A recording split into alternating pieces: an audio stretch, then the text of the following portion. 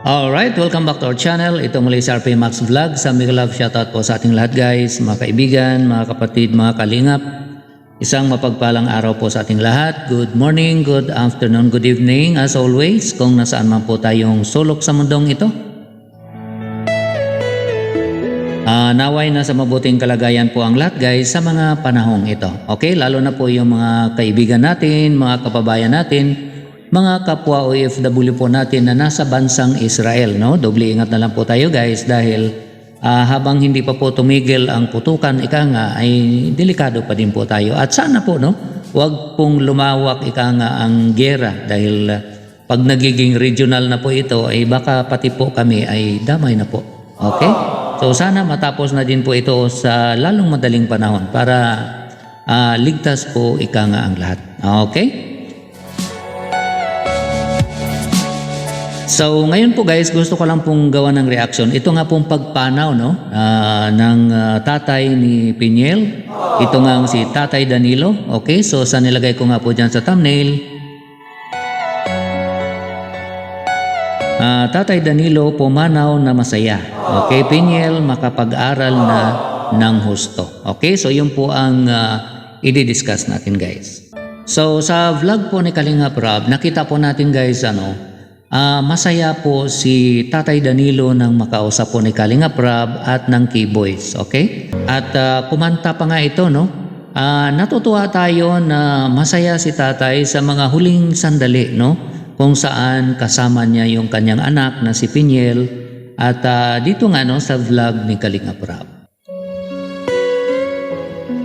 Dahil alam naman po natin guys, no, ang buhay po natin sa mundo ay pansamantala po lamang. Hindi po tayo permanente dito. Ika nga, para lang po tayong pinadala sa paralan kung saan lahat ng mga pagsubok ay binibigay po sa atin. Okay, so itong mundo po natin, itong lupa kung saan nandito tayo, nabubuhay, nag-aaral, nagtatrabaho, nagkaroon ng kaibigan o nagkaroon ng pamilya, ito po ay temporary lamang. Ngayon, bakit ko po nasabi na si Tatay Danilo ay pumanaw na masaya? Dahil nga po, nakikita po natin guys, no, si Piniel ay ika nga secure na ika nga, no, dahil meron na pong tumulong. Ito na nga pong Team Kalingap. At meron na din po ang magpapaaral sa kanya. Okay? Paaralin na po siya ng Team Kalingap o ni Kalingap Rob at o di kaya si Kuya Bal. So sigurado na ika nga yung kanyang future, no? Ang kailangan na lang po niya magsumikap na makatapos po talaga ng kanyang pag-aaral. Okay? So alam po yun ni Tatay Danilo na ganun po ang mangyari sa kanyang anak. Okay? Kaya pumanaw man siya, pumanaw po siya na hindi malungkot. Dahil mahirap po yan guys, kung tayo isang ama o magulang, kapag ganun po ang mangyari sa atin, pagkatapos alam natin na yung mga naiwan natin ay hindi sigurado ika nga yung kanilang buhay. So siyempre malulungkot tayo. Ika nga mahirapan tayo. Sabi nga po nila, mahirapan tayong tumawid sa kabilang buhay kung mayroon tayong binibit-bit na problema. At kaya ko po nasabi guys na masaya po si Tatay Danilo sa maliban doon sa alam niyang sigurado na po yung anak niya na maalagaan. Dito nakita naman po natin na kumanta pa siya. Okay? So, ito pakinggan natin sandali yung kanyang kanta guys. Ang buhay tulad ng sangawit lamang mayroon simula at may katapusan. Ayun, so ganado po si Tatay, no, na kumanta at talagang nag-effort po talaga siya. Okay. Ang hindi ko lang, banggitin ko lang po dito guys, kung anong causes ng kanyang pagkamatay. Okay? Sabi nga po ni Kuya Bal, no, sa kanyang live, nagkaroon daw ng clotting. So, ibig sabihin, pumutok, no, may ugat na pumutok sa kanyang utak. Okay? Aneurysm po tawag doon, no, kung hindi po ako nagkakamali. Pinakamalambot po kasi yung dinadaluyan, yung blood vessels po natin sa utak. Kaya, most of the time, pagka mga ganon pong atake, sa utak ko talaga doon sumasabog ika nga yung dinadaluyan ng dugo natin. Kaya nga po doon nagkakaroon ng blood clotting. Okay?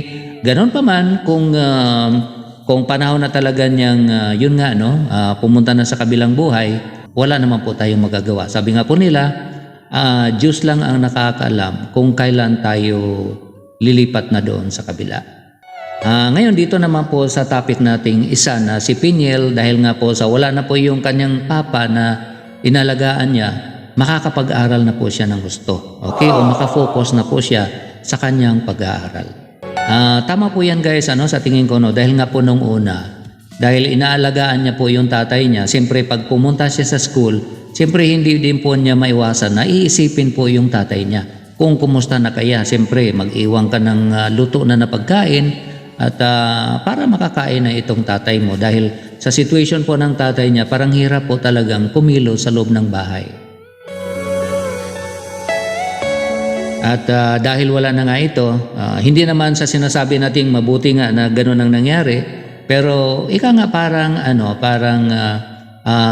okay na din yun na nakapagpahinga na po siya. At the same time naman, maganda na din po kay Peniel dahil makafocus na po siya sa kanyang pag-aaral. So ang wish po natin kay Peniel, no, sana makatapos siya ng kanyang pag-aaral.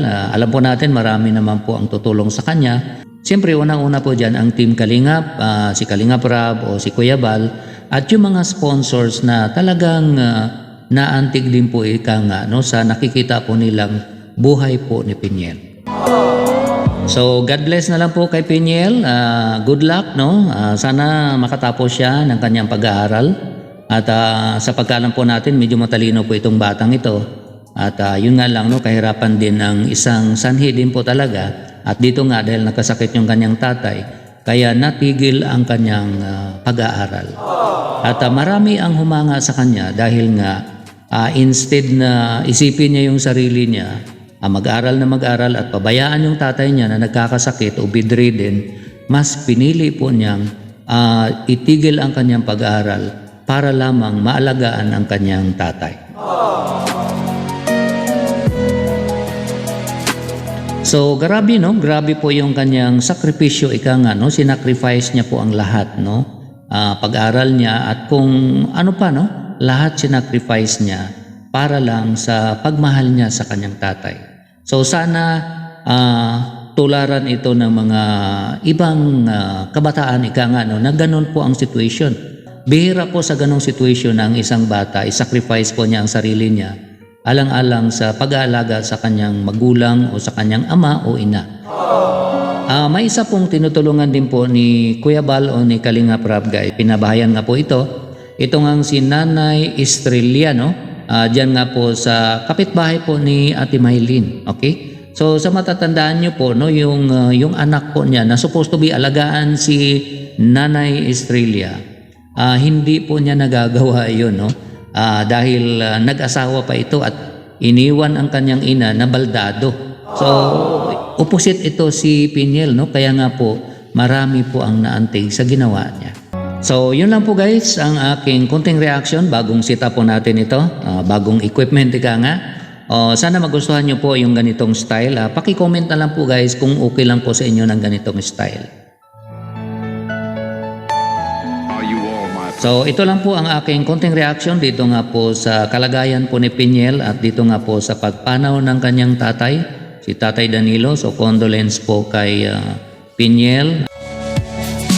Sa mga bago lang po guys sa aking munting channel, huwag po natin kalimutang i-subscribe at paki-like din po ang video na ito para ma-recommend po tayo ni YouTube. At huwag din po natin kalimutang suportahan guys ang ating ama ng Kalingap na si Kuya Val Santos Matubang, Kalingap Rab at Edna Vlogs. At ang Team Rochelle, suportahan din po natin. Napili din po tayong, isa din po tayo sa mga reactors ika nga na napili po nila. Okay? Sa mga nakasubaybay at mga nanonood po talaga ng mga videos namin, mga nag-comments at mga nag-likes at nag-share, maraming salamat po sa inyong lahat guys. At lalo na po sa mga hindi nag-skip ng ads ay maraming salamat. Bago ko po i-end itong video na ito, meron lang po akong isi-shoutout.